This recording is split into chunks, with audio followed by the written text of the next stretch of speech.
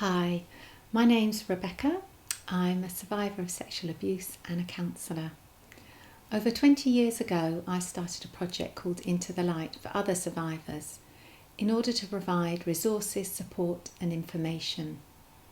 As part of the project, we're now making a series of short films about issues that impact survivors, and in this film we're going to be looking at anger.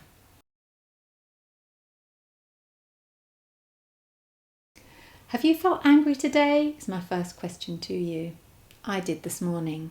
I went to make my normal cup of tea, went to the fridge, no milk. Someone had drunk it all without telling me. I was really grumpy. Anger gets a bad press. When you think of the words associated with anger, car rage, queue rage, and now cinema rage, when people get angry with others for using their phones during a film.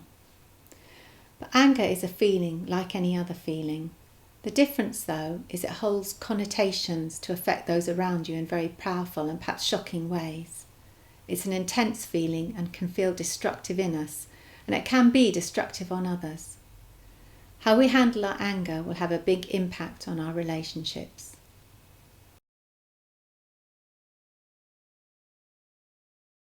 What is anger, though? Anger is really a physical state of readiness. When we're angry, adrenaline is secreted in our body, our blood pressure rises, our pupils wide open, we're highly alert. All the power of a person is available to us. That's what anger is, preparedness and power. It's not anger expression, which is something different. That is just anger. But anger can be really positive. If you think about people who've changed our society, they've done it out of righteous anger, at injustice at what they've seen. Mandela, Gandhi, Martin Luther King. Anger can provide the motivation for change.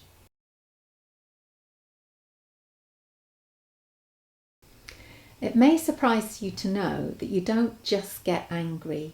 Anger is actually a second feeling. And a good example of this is from the book Wuthering Heights by Emily Bronte. This is a conversation between two of the characters, Heathcliff and his friend, and he's talking about Hindley, someone he doesn't like. This is what he says. I'm trying to see how to pay Hindley back. I don't care how long I wait, if only I can do it at last. I hope he won't die before I get to him. This is what his friend says. For shame, Heathcliff, it's for God to punish wicked people. We should learn to forgive. And then Heathcliff responds with, no, God won't have the satisfaction I should have. I only wish I knew the best way. Let me alone and I'll plan it out. For while I'm thinking of that, I don't feel the pain.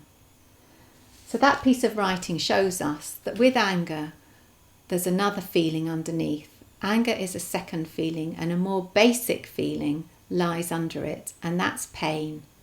Usually in these different forms: powerlessness, rejection, unmet needs or expectations.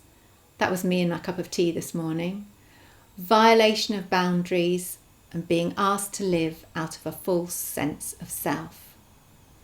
So it might be interesting for you to think about, when was I last angry, and which of those feelings does it tap into? If someone pushed you on the tube this morning or on the bus, that probably tapped into anger because your boundaries were being violated.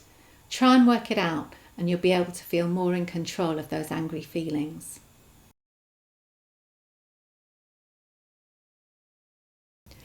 Anger can be very frightening if there was violence in childhood, or anger wasn't expressed well in your family home or where you grew up. Thinking about it, did you have good conflict and anger resolution models when you were growing up? How did your family express anger? Who was allowed to be angry in your family? What did that teach you about men being allowed to be angry or women being allowed to be angry? And how do you feel about anger now? For survivors, anger can come out in different ways. Sometimes people keep it inside, what's called dormant anger, where it's repressed. Sometimes people turn it in on themselves. Sometimes people have a rich fantasy life where they express that, where in real life they're too frightened to. Or sometimes people transfer their anger, where someone in the present reminds them of someone in the past and they get very angry with them. Someone who has not really hurt or harmed you in any way gets the same amount of anger that the abuser or the other people should have.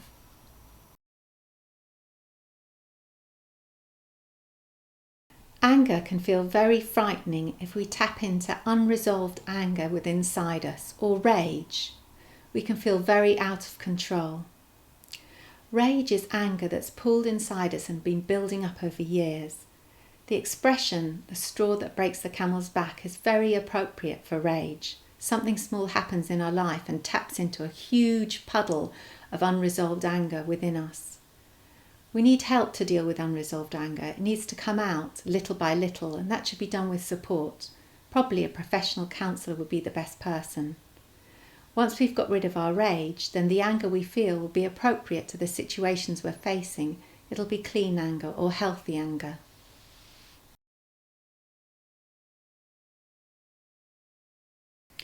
Let's look at how we might handle our anger well.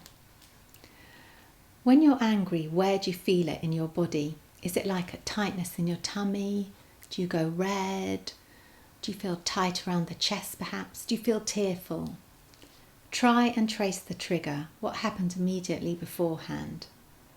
Find out what was the primary feeling behind it, like we looked at earlier. Was it violation of boundaries or rejection?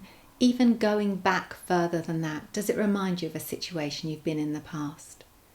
Was your anger appropriate to the situation? Handling anger well means we'll be more in control of our feelings, be able to deal with life's frustrations, be assertive but not aggressive, and be more effective and loving as people. We should expect to feel angry in our life, but how we handle our anger, how we deal with it, is very important, because the impact it has on our relationships, not just on us, but those around us that we care about the most.